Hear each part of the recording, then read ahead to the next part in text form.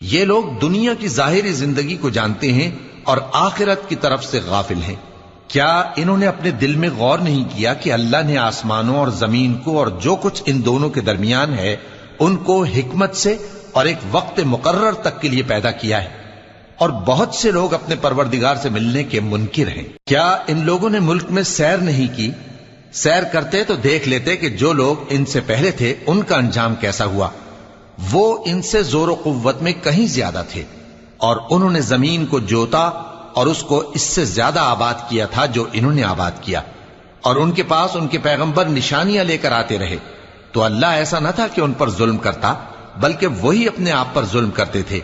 پھر جن لوگوں نے برائی کی ان کا انجام بھی برا ہوا، اس لیے کہ وہ اللہ کی آیتوں کو جھٹلاتے اور ان کی ہنسی اڑاتے رہے تھے۔